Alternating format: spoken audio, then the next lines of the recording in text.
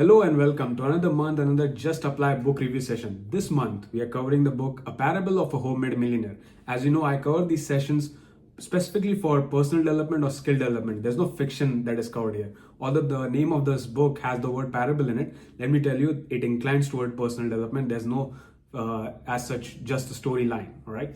So before we get into that and I dive into the details of how there's personal development, skill development mentioned in the, or let's say covered in this book, let's talk about the author first. So the author's name is Brian James, and it is very difficult to find anything about the author from Google search. Let me tell you that.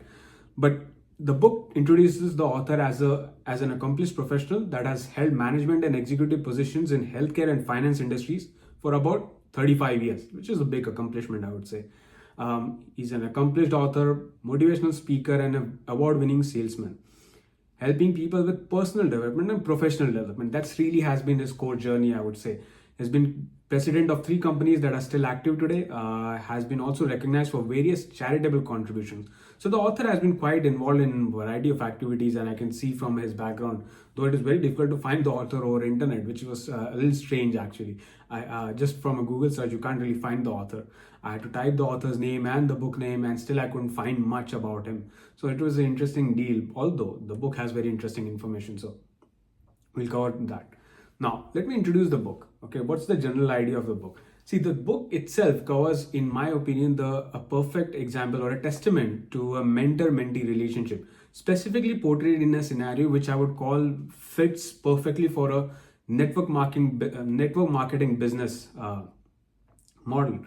And the relationship is really a testament, I would say, is how your life can change when you look for, appreciate, and accept and be humble to recognize someone as a mentor, which is an interesting deal because we all have egos and we don't tend to be that much humble about it. So if the book actually covers what happens when you actually do so, when you actually become humble, when you actually become appreciative, when you actually accept someone as your mentor. And the mentor itself is a very interesting deal because it's not someone or anyone you can call as mentor. There's a very specific way the mentor is covered in the book, okay, and how a person goes about picking his mentor, and we'll talk about it in more detail. And we also dive deeper into the kind of skills and personal development tools that are mentioned in this book. So we'll go over them as well in great detail. So let's follow up on that. So let's talk about what is the book about first of all. I would say, in my opinion, the way I experience the book, it covers important concepts deep rooted in our psyche and our habits. Okay, some of the content is not right, actually, I would say. For example, it says that humans only use like 10% of their brain, which is not true. But overall, it really dives into the psyche and psychological aspects and how we form our habits and how our habits affect us. Those things are very well covered, and I think I agree with most of the things that are mentioned in the book specifically. So let's talk about what else is there. Well, what was my experience reading the book? Let me tell you that. So when I was reading the book, it mentioned a parable of a homemade millionaire, right? I was thinking, okay, how do you become a homemade millionaire? Okay, from what I understand, millionaire is specifically someone who has created a lot of value in society, and from that has reaped out some benefits that is in millions, right? The game, however, changes because it talks about you start everything at home, which means you start getting to your life together right from your home, right from your inside the body to your home, and then go out. Okay, which is a very interesting deal because all we think about for the most part is getting out there and doing something, but this is an interesting change where the book is talking about you start everything from within, then and change some things around you, then change some things around your house, then change something around in your neighborhood, and then go on further. So it's very inward approach, I would say, inward to outward approach. I think it also coincides with what this clinical psychologist Dr. Jordan Peterson mentioned is, if you want to really change the world, first start with making your bed. Basically, make the change in yourself and around you before you go about changing the world, which is a pretty cool lead or cool way to look at yourself and how you can actually sustain anything, right? So let's dive into it. What's there more is there. Let me summarize the approach of how the book covers the topics. Okay, as you can see in the title, it talks about being a parable, right?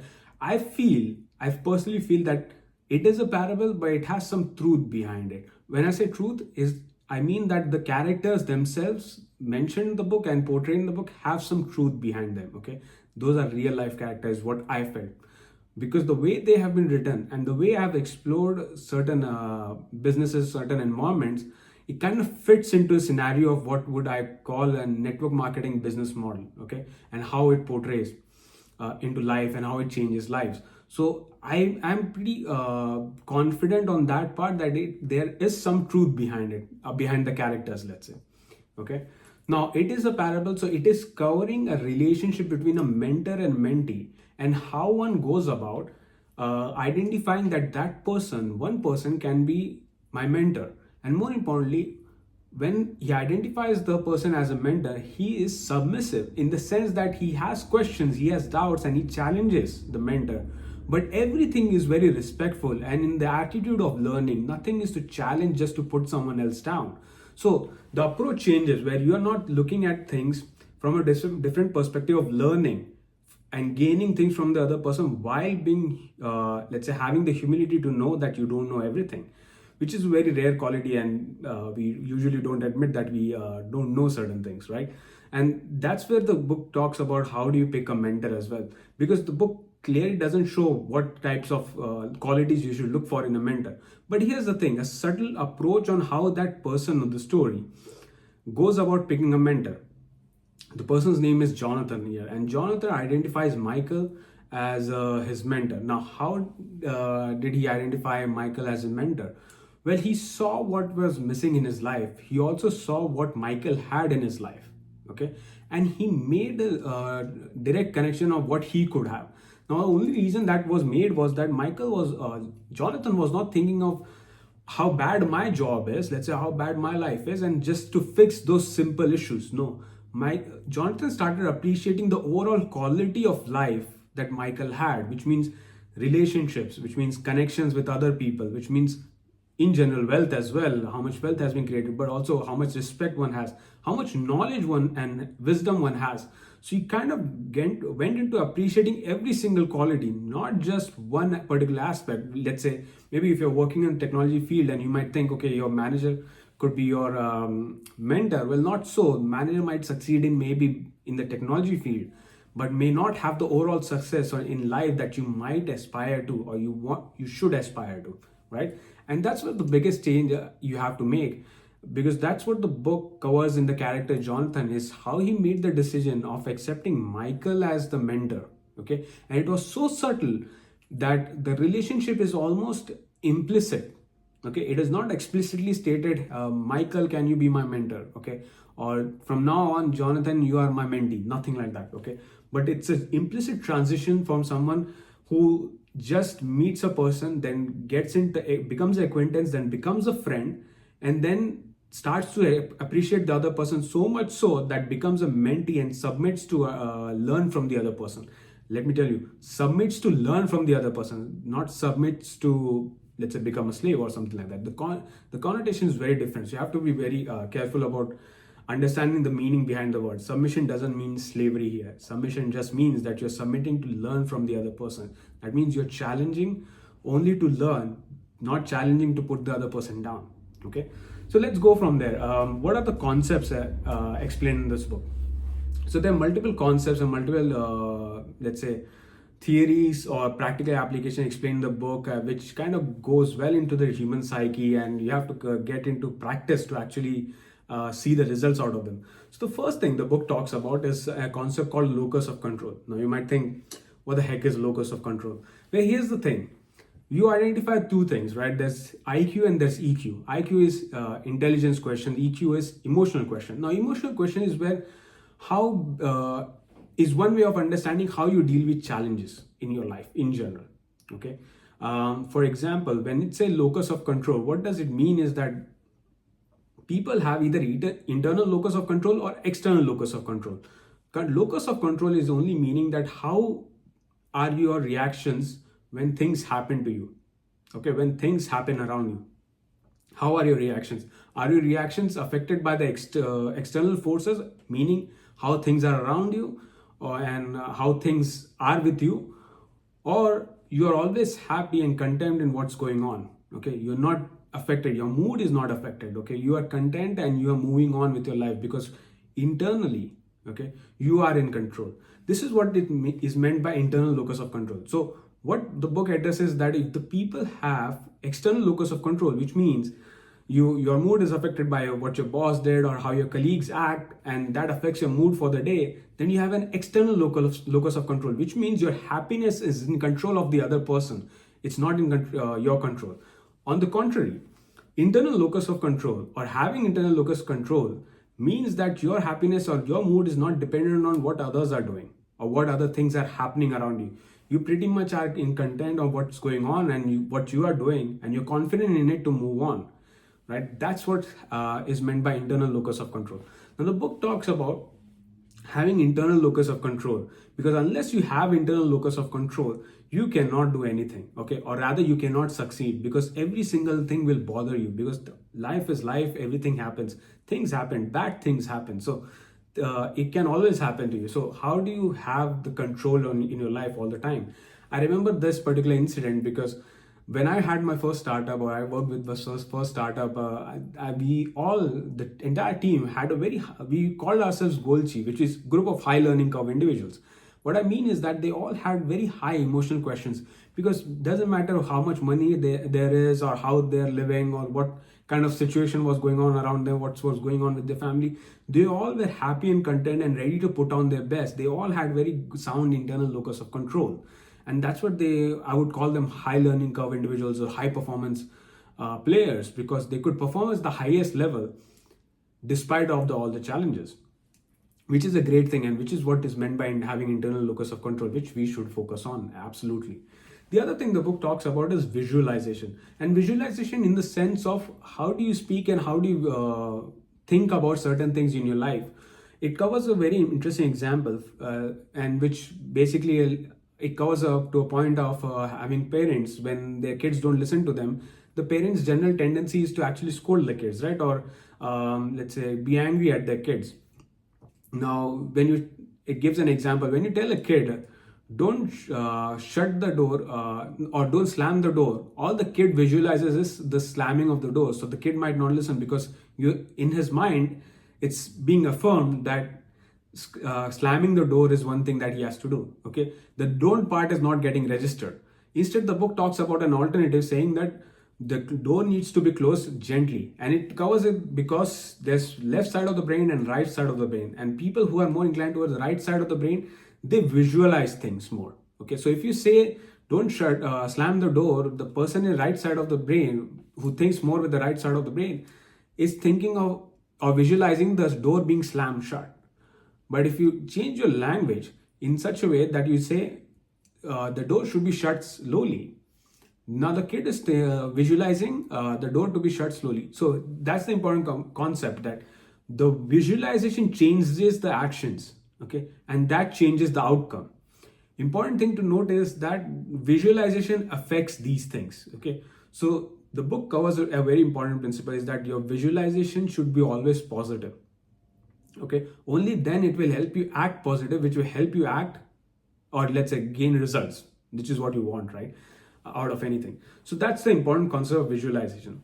Let's move on. The other thing the book talks about is listing for efficiency. Now, here's the thing. Every time management book basically talks about listing activities and prioritizing tasks and being productive, right? And here's the thing. Let me tell you this. If anyone ever tells you that you have to list down every single task from minute to minute, hour to hour for what you're going to do that day, they are an idiot. Run away from them, because it's physically impossible and infeasible to do something like that. Okay, so you have to run away from such people. What I mean, man, what I think the book means by listing is that you have to have some general idea of a structure for the day or for the task for the day, which means that you're able to compartmentalize the task good enough that you can get through all of them. What does that mean now? That means that not all tasks are to be done at the same time. So for example, if you are a student, you have assignments, not all assignments are to be done on the same day. You have let's say multiple projects, multiple meetings. Not every meeting has to be done on the same day. You have to break it down into portions so that you can digest them one by one, piece by piece. And that's also an important concept of how you can multitask in your life, because no one gives 100% to anything. We all have other things to do in life. In 24 hours a day, no one is giving all 24 hours to one particular task, right? So we have to be able to be efficient, to break down the task and compartmentalize them. And that's what the book is talking about in terms of building lists. And when you build lists is what this happens. It allows you to break down a task such that you can compartmentalize and digest them piece by piece, right? The other cool thing about the book is that it talks heavily about affirmations. And affirmations is a very interesting sense, because it's not just talking about gratitude journals and all the goody stuff that usually you see on reels and all that stuff. No, it is covering from a scientific perspective. And there's also a book, another book written on it called What to Say When You Talk to Yourself, which introduces the concept of self-talk. Now, self-talk affirmations is one and the same thing. What it basically means is that your words will eventually affect your mood and the things you visualize, and which will affect your results as well. So what it talks about is you have to constantly practice affirmations in a positive present tense. Okay, what I mean by that is that you cannot say I can do this. No, because the mind already knows you can do it, so it doesn't take any action. It's just a sentence, it's just a statement, I can do it. No, instead the statement should be I have it. Everything should be present tense, like you already have it. Like behave like you already are rich and you will be rich. That's really the saying behind it. Okay, that's really the concept behind it, let's say. So you have to start behaving a certain way in order to get results. You have to start speaking a certain way in order to get results. And everything should be present tense, as if it's already there, it's already with you. I have this, I have that, I have a good memory, I have a good grasp of technology, I have a good relationship. All those things, it's all present tense, everything present, nothing in negative. And it also talks about removing the negatives, because if you don't remove the negative, you're kind of neutralizing your self-talk, and it doesn't do any good. It gives a very interesting example when the person is not able to sleep for a long time, and it corrects the mentor, Michael corrects the mentee on what's wrong with his affirmation. The affirmation was very simple. I'll give you an example. The mentee, Jonathan, wanted to be energetic when he wakes up, okay, in the morning. So he made an affirmation that from the time I wake up, I have a great supply of energy. I'm very energetic, things like that. Interestingly, what used to happen was that sometimes his sleep would break off in the middle of the night, let's say around 3 a.m., and he would not be able to sleep. The mentor corrected him, saying that you have made your affirmation such that by the time you wake up, you have energy. So the body is giving you energy even if you wake up at 3. You should change your affirmation to, by the time I'm ready to work, till the end of the day, I have enough energy. Now you're ready for work. That's a different affirmation altogether. Okay, you're ready to work, which means you're not in your bed, you're not awake at 3 a.m., you're ready to work. And that's a total change in, let's say, affirmation, which also changes the mentee's results in terms of sleeping. So that's a simple example that the book gives. Now, moving on, it covers a very interesting principle that I'm fond of, which is practicing. Because none of these things are actually applicable if you don't practice. Okay, you can do it for a day or two, 3 days, 4 days, maybe a week. You might be able to pull it off maybe a couple of weeks as well. But if you don't practice and make it a habit, okay, imbibe in you as such, it is like brushing your teeth. It is not going to work out. It will become another feel good thing that you do. And after some time, you lose all interest in it, and you'll think about, okay, I have already read this and I've already practiced it, it doesn't work. Interestingly, the book also talks about it, that it covers that 90% of people or so, they fail to execute these things. Okay, it is so simple, but people fail to execute these things because they give up too quickly before even they see the results sometimes. Okay, or even if they see the results, for God knows what reason, they do give up. And once they give up, they never go back to it. Okay, because in their minds, they always focus thinking that I already know this, so I don't need to do it anymore. I've seen the results, I can do it, I can't do it, and things like that happen. So 90% of people actually fail to continue with it. Only a few people, I think the book covers about only 5% of people actually continue with it, which is an interesting concept I actually mentioned. I am fond of it because practicing is the only way to sustain anything. Otherwise, everything is just going down the drain. It never sticks. I've done a lot of things that I started and I couldn't finish because I couldn't keep up continuing with it. And the challenge was that I didn't develop a habit strong enough and a reason strong enough to stick to that habit to continue any activity. And that's precisely the reason why many people fail in different things. So a very important concept covered there. There's two more things that the book covers, which is interesting to me. This the gift of challenges, and this is very near and dear to me. It talks about how challenges themselves are a gift, and we might not realize them when we are facing them. After a while, after we have through the challenges, we do realize how much of a blessing they are. And why do I say that? Because in my personal life, I've seen many instances where I've gone through different challenges where I felt like where the heck I got myself stuck. But after a while, after a few years, everything pretty much seemed to be okay. It meant to be a blessing, basically. I learned something from it, I gained some value from it, I built some new connections from it. Every time it has happened to me, I could connect the dots on how it has helped me in the future project that I've been involved in. Case in point being, there's one time I was in 2019, I was working on a startup project, and I was working this new piece of technology where I don't know how to do it. I'm pretty much a master student figuring out on my own, and every professor I connect to tells me that it cannot be done. Okay, and there's no such technologies. The state of the art doesn't do it, so it cannot be done. And it I failed miserably. And for the moment, I thought, why didn't I go for like a secure internship where that could pay me? Why am I in a situation where I started something of my own and I don't have enough money to eat, to basically pay rent and things like that? Overall, when it comes to point today, I know every piece of technology that is needed to actually build the system. And I'm thinking about it. If only I was not involved in that when the time came and I didn't take that risk, I would have never learned what it takes to actually build something like that. I would have never been aware of this technology. More importantly, I might have to take some new course at some university to even do so. Okay, another waste of time in my opinion. But I did it, and I know about the technology, and it has helped me gain benefits, because now anytime I go into an interview, I can talk about everything about that technology and more about running a team, because I was involved in a startup. Okay, which is an interesting experience that I can connect dots to. The last thing the book mentions is about magic of sharing. So the book not just covers learning from a mentor, but also covers sharing what you have learned. Okay, which aptly fits into the scenario of network marketing business, because that's what the system is all about in terms of a network marketing business, is that you learn from someone who has already gone through the experiences, gone through the ups and downs, and learned things in life.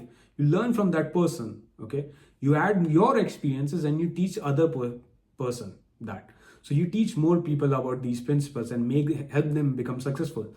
So he talks about magic of sharing and how sharing 1 times x times give you 10 times the result, 10x results.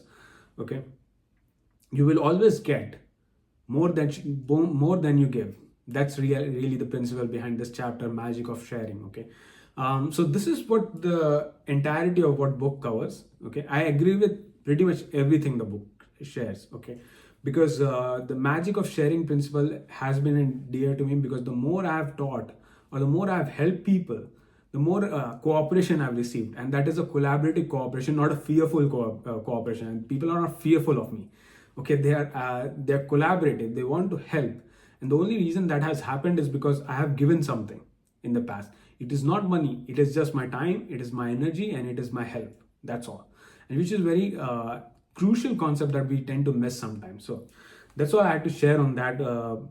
If you move on further, now to summarize, no chapter in the book actually summarizes all the techniques. Okay, so you might have to read the whole book if you want to go read understand everything, which would actually serve you well if you do that. I mean, it's not a bad thing to do. You can actually go through the entire book, or if you don't want to or don't have the time, I've covered pretty much the most important points or most important pieces from the book. So you might as well go through the entire video, and if you have already, well done, kudos to you. Now let me share, as a wrapping thoughts, couple of reviews about the book, and this is important. When I was reading the book, okay, and let me drink some water. When I was reading the book, I was thinking all the time that I had a chance or opportunity to have help from someone, but I didn't take the help because I had too much ego. And I have been told that by someone back in 2018 or 2019 that I don't ask for help when it is needed. I don't take help. And I could have gotten help when I needed it, but I didn't take it because there was too much ego. Okay. And when I was reading the book, I could realize that that Jonathan guy was much smarter than me. Because when he saw that Michael had results in his life that is far beyond what he had imagined he could accomplish, not just financially, but how well the Michael's relationships were, or how well known he was around the let's say neighborhood, or how well respected he was, or how good of a relationship Michael had with his wife and with other people, how much he was respected. He didn't turn a blind eye. He didn't turn away from him. Okay, he understood that there is something with Michael that he has to get. And Jonathan was actually smart enough to go ahead, go back again and again, bug Michael a bit to gain the value that is available. Interestingly, it's as if the phrase goes, okay, when the student is ready, the teacher appears. And that's exactly what happened when Jonathan was, let's say, approaching and humble and willing to accept mentorship. The mentor arrived in Michael. I feel if Jonathan was not like that, Michael wouldn't have been like that. Okay, Michael was giving only because Jonathan was seeking. This is two-way street. Okay, you have to seek out as well, and that's an important principle. When many times I think everyone misses. I missed it too for the most part of my life, I would say, so far, and that makes me kind of humble to say, okay, there's a lot more to learn from other people, and that's why I'm focused on these things. Now, to wrap up, let's talk about a couple of things. So far, we have covered this. This was the second section of the book review session. Just apply, all right, and hope you are able to get some value on applying certain things in principle. The way I do it on applying is that I always tend to have a accountability partner, someone who I can be accountable to, so that they can keep me in check and my progress in check. The only way that has happened is through the side hustle projects community, the one thing that I'm passionate about in building, which is only for focused individuals, okay, who want to build an enterprise of their own and want to develop some skills, have an accountability partner so that they can grow, okay, actually grow in their career, in their life. That's what the side hustle projects community is all about. And I'm fortunate that I'm building this community just because of this reason, because I want to be associated with people who are focused, who want to build something. Okay, I'm sure you are someone like that. So hope you enjoyed this session, and I think for the next month I'm reviewing a couple of books. I'm not sure which one I would pick. One of the books I'm reading is Way of the Wolf, the Straight Line Selling by Jordan Belfort, The Wolf of Wall Street. I'm reading one book of him, and the other book I'm looking into is actually called The Compound Effect by Darren Hardy. It is talking more about habit building. So one is more on the sales side, the other is more on the habit building side again. So we'll talk about, I'll see which one I could actually cover in the coming week, and not in the coming week, rather in the next month. And I'll see you soon. Take care.